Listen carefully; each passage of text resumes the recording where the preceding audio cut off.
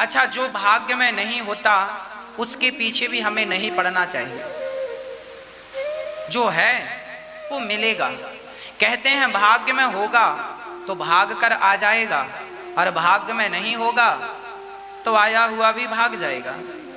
इसलिए जितना हमें मिल रहा है वो हमें हमारे हिसाब का ठीक मिल रहा है।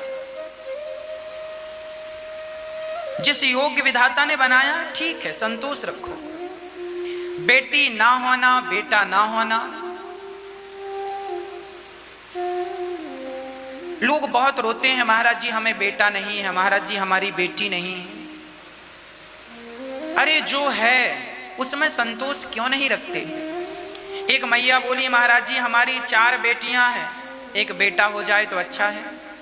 हमने कहा 4 बेटियां हैं ना, जिनकी एक भी बेटी नहीं है जरा उनसे पूछो, वो कह रहे हैं कि हमारी एक ही बेटी हो जाए तो हमारा काम हो जाए। जिनकी एक भी नहीं है वो एक को तरस रहे हैं, और जिनकी 4 हैं वो भी एक को ही तरस रहे हैं। देखिए, जिसे दुखी रहना है वो किसी भी प्रकार से दुखी रह लेता है, और जिसे पॉजिटिव रहना है, सुखी रहना है, वो किसी भी प्रकार से सुख ढूंढ लेता है। इसलिए सुखी रहा करो, सदा पॉजिटिव रहा करो, नेगेटिव ना रहा करो।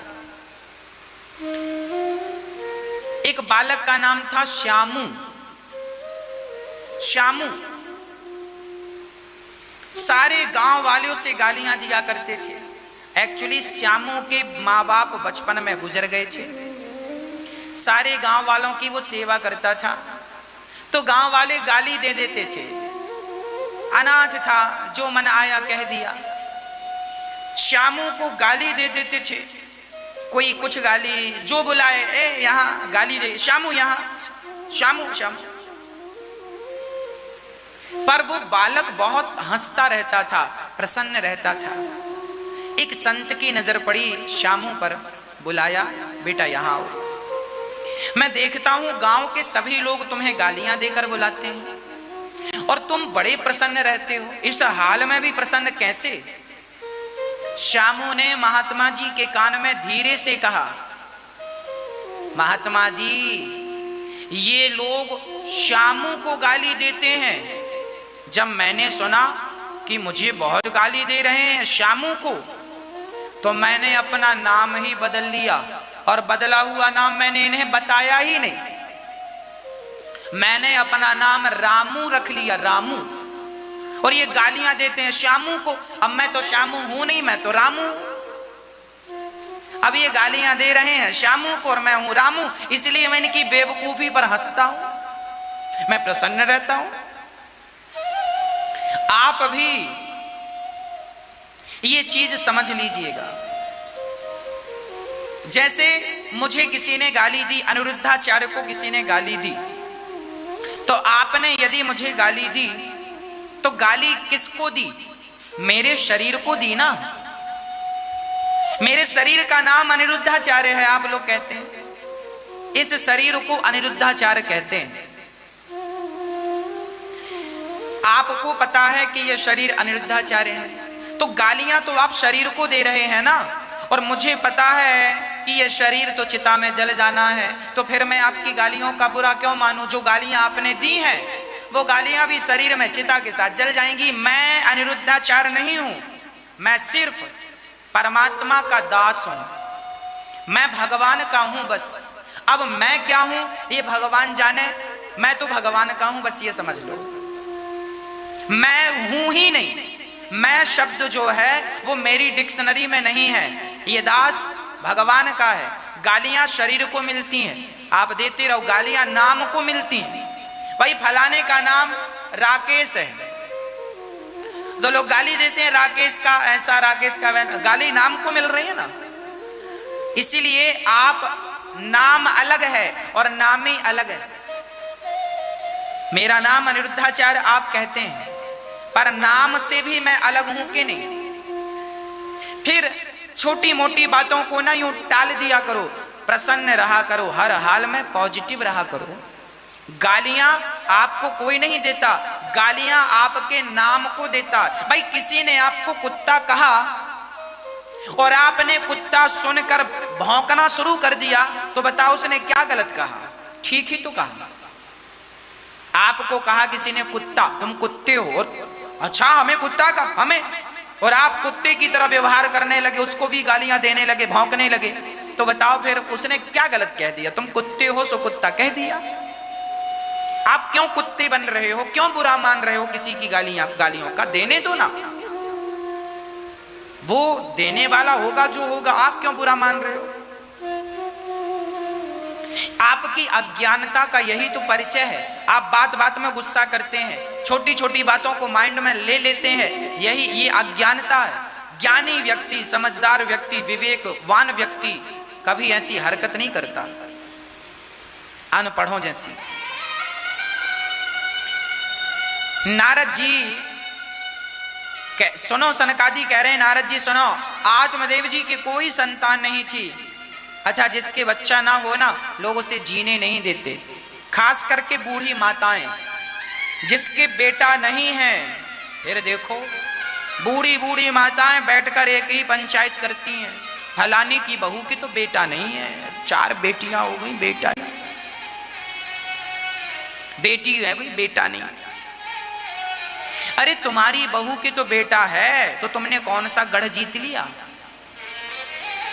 बेटा पाने से क्या है? आज जिनके बेटा हैं वो भी तो सेवा नहीं करते। 4 बेटा हैं जिन माँ के, 5 बेटा हैं जिन माँ के, 2 बेटे हैं, 1 बेटा है। ऐसी बहुत सारी माताएं, उन माओं की सेवा ये दास अनिरुद्ध करता है गौरी गोपाल वृद्धाश्रम में। जिनके अपने बच्चे हैं, अच्छे कमाते खाते हैं, पर उनकी माँ उन्हें बोझ लगती है, सेवा नहीं करते, ऐसी माताओं की सेवा ये दास अनिरुद्ध करता है। तो बेटा है और बुढ़ापे में गिलास भर पानी देंगे, इसकी क्या गारंटी है? इसलिए बेटों के लिए ना रोया करो, भगवान के लिए रोया करो। जो आंसू बेटों के लिए बह रहे हैं वो भगवान के लिए बहे होते तो वो आंसू भी मोती बनकर भगवान तक पहुंच जाते। जो आंसू तुमने व्यर्थ में गवा दिए। इसलिए भगवान के लिए रोना सीखो। संसार के लिए तो जिंदगी गुजर गई रोते रोते, बाल पक गए रोते रोते, क्या मिला? और अभी भी रोओगे तो क्या मिलेगा? इसलिए भगवान के लिए रोया करो। भगवान हमारे हैं, हम भगवान के हैं, इस विश्वास से रोया करो। कब मिलोगे नाथ?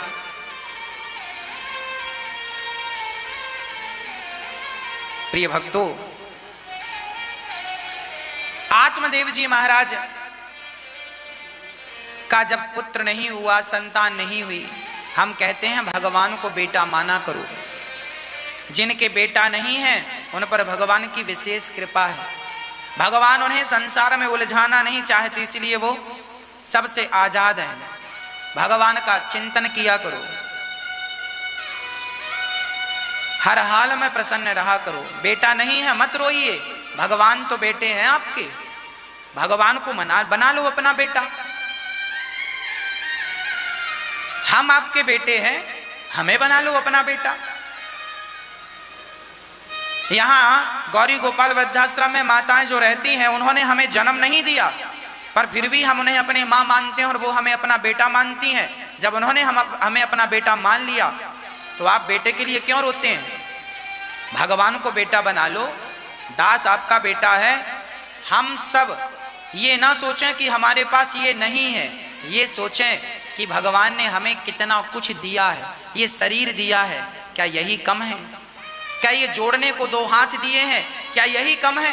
क्या देखने को आंखें दी हैं, क्या यही कम है? बोलने को वाणी दी है, क्या यही कम है? सुनने को कान दिए हैं, क्या यही कम है? चलने को पांव दिए हैं, क्या यही कम है? फिर भी रोते हो कि बेटा नहीं है।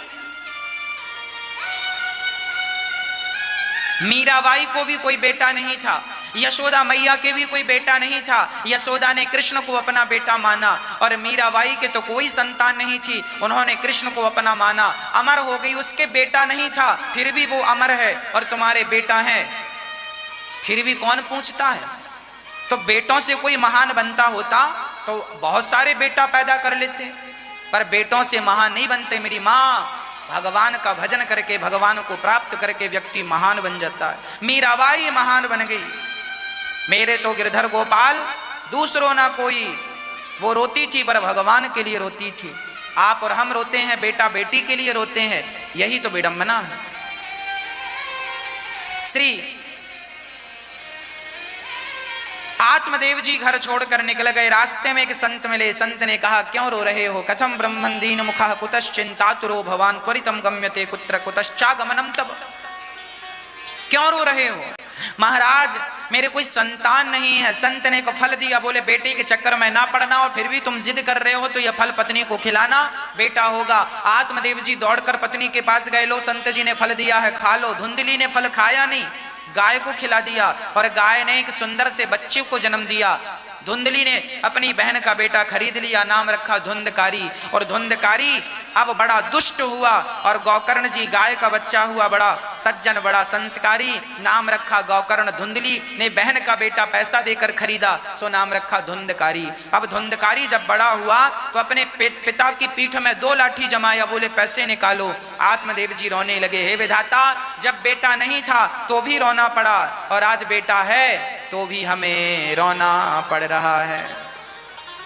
क्या बताएं, इस संसार में हम सबको रोना तो देखो पड़ता ही है। अच्छा, जब हम रोते हैं तो हम दोष देते हैं किसी को।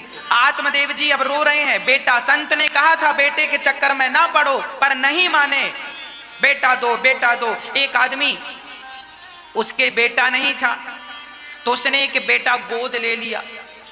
अनाथ आश्रम में जाकर एक बच्चा गोद ले आया, सारी संपत्ति उसके नाम कर दी, और सारी संपत्ति उसके नाम की। तो वही बच्चा अब अपने बाप को लाठियों से मारता है, बाहर निकालता है। बूढ़ा आदमी रोता है, बेटे ने मार दिया, बेटे ने निकाल दिया। तो हमने कहा तुम्हारा ही बेटा है? बोले ना, गोद लिया था। हमने कहा क्या जरूरत थी गोद लेने की? यदि गोद ना लिया होता तुमने बच्चे को तो क्या इतना कष्ट उठाना पड़ता? बोले नहीं। हमने कहा भगवान ने तो तुम्हें सुखी ही भेजा था, पर तुम जबरदस्ती अपनी बुद्धि लगाकर दुखी हो गए। अरे जो संपत्ति बेटे को दी वही संपत्ति दान पुण्य में लगाया होता तो आपका धन आपके साथ वहां तक जाता। बना लिया तुमने बेटा, अब रो इसके नाम पर। अब तुम्हारे दुख का जिम्मेदार कोई नहीं है, अब रोइए तुम इसके नाम पर, रोते रहो, कोई आंसू पहुंचने वाला भी नहीं मिलेगा।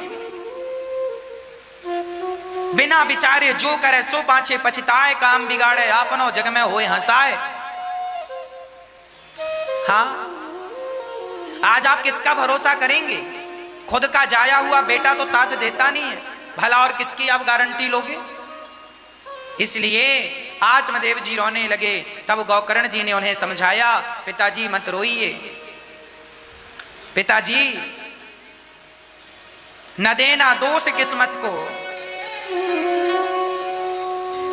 किसको दोष दोगे? ये विपत्ति जो आई है, न देना दोष किस्मत को, विपत्ति तो सब पे आती है। न देना दोष किस्मत को, विपत्ति तो सब पे आती है। क्या बताएं, ये जो विपत्ति है ना, ये सब पे ही आती है। हाँ, ये सब पे आती है विपत्ति। किस पर नहीं आई? आप पर भी विपत्ति आएगी, हम पर भी आएगी। कौन है जिस पर विपत्ति ना आई हो? विपत्ति सब पे आती है। इसलिए जब आत्मदेव जी पर लाठियां बरसाई उनके अपने बेटे ने, तब गौकर्ण जी समझा रहे हैं, पिताजी क्यों रो रहे हैं? विपत्तियों के कारण। तो विपत्तियां सब पर आई हैं।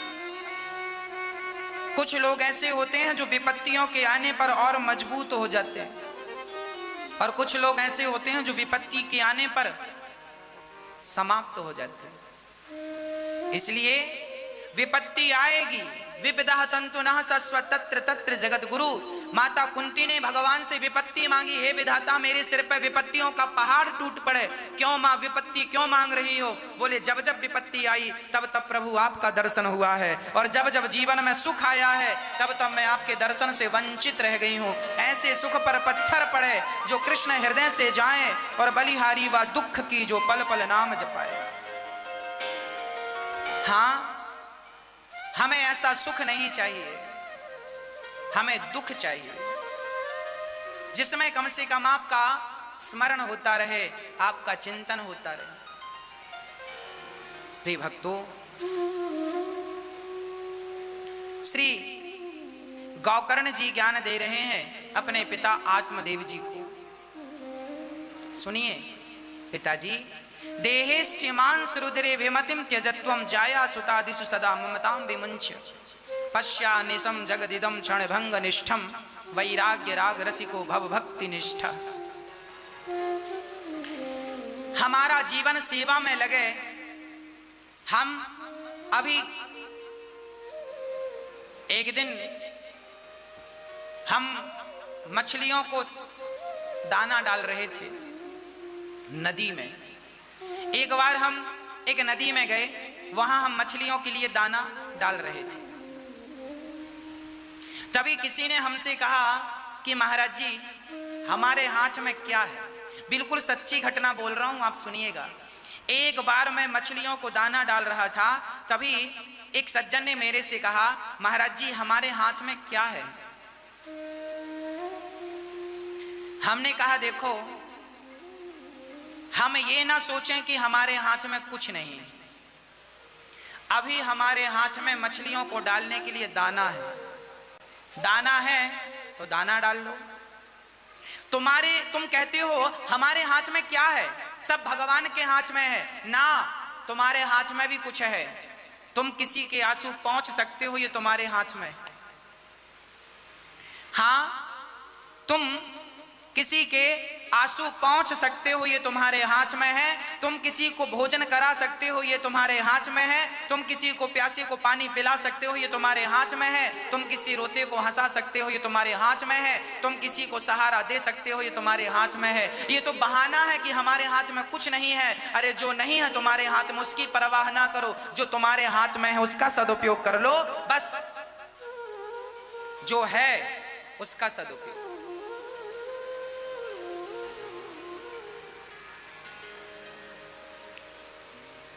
हमारे हाथ में भी बहुत कुछ होता है। प्रकृति को बदलना मेरे हाथ में नहीं है, कोरोना को भगा देना मेरे हाथ में नहीं है, पर कोरोना पीड़ितों की मदद करना मेरे हाथ में है। हाँ, एक नई गंगा को फिर से प्रकट कर देना ये मेरे हाथ में नहीं है, पर बहती हुई गंगा को शुद्ध कर देना ये मेरे हाथ में है। एक नई यमुना प्रकट कर देना मेरे हाथ में नहीं है, पर नई यमुना ना सही बहती हुई यमुना को शुद्ध कर देना हम सबके हाथ में।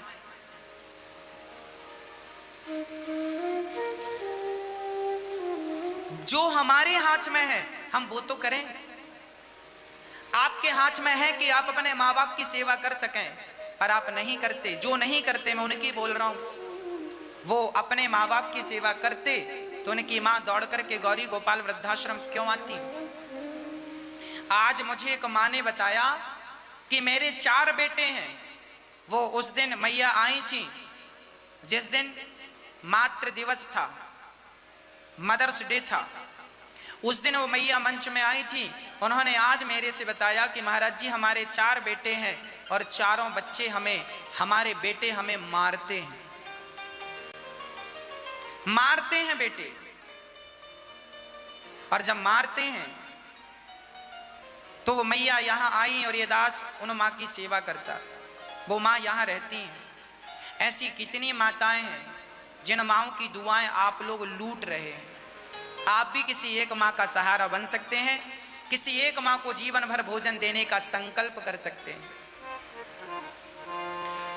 आप भी किसी एक रोती हुई मां को हंसा सकते हैं, जानते हैं बुढ़ापे में जब अपनों का सहारा छूट जाता है तब उस माँ के, उस व्यक्ति की क्या गुजरती होगी जिसके सिर पे छत भी नहीं होती होगी। तो आप भी किसी एक माँ के सिर की छत बन करके उसकी छाया बन जाइए। गौरी गोपाल वृद्धाश्रम पूरा माँओं से पैक हो गया है। एक दूसरा वृद्धाश्रम बनाने की जरूरत है जहाँ 1000 माताओं के रहने की व्यवस्था होगी। उन माताओं के लिए आप एक कमरे की छत का योगदान कर सकते हैं, एक कमरे की छत का सहयोग कर सकते हैं, जहाँ माताएं आपकी छाया में अपना बचा हुआ समय व्यतीत करेंगी और उसका फल आशीर्वाद हमें मिलेगा। ये तो हमारे हाथ में है ना। लोग कहते हैं हमारे हाथ में क्या है। अरे किसी का सहारा बन जाना ये आपके हाथ में ही है। जो हमारे हाथ में है वो हम करें, जो हमारे हाथ में नहीं है वो विधाता पर छोड़ दें। प्रभु आगे तुम संभालो, जो हमारे बस का है हम करें। इसलिए ये दास आपसे कहता है किसी एक माँ को आप गोद ले सकते हैं, किसी एक माँ का जीवन भर भोजन देने का संकल्प कर सकते हैं। साथ ही यहाँ गौरी गोपाल अन्न क्षेत्र भी चलता है। यहाँ हजारों संत, हजारों गृहस्थी पेट भर के प्रसाद ग्रहण करते हैं। आप भी इन संतों के लिए अन्न क्षेत्र बंटवा सकते हैं। एक दिन का लंगर, एक दिन का भंडारा, एक दिन के अन्न क्षेत्र की सेवा आप ले सकते हैं और यहाँ हजारों साधु संतों के भोजन में आप भी अपना योगदान प्रदान कर सकते हैं। आप भी इन संतों की सेवा से जुड़ सकते हैं। जब नारद जी ने,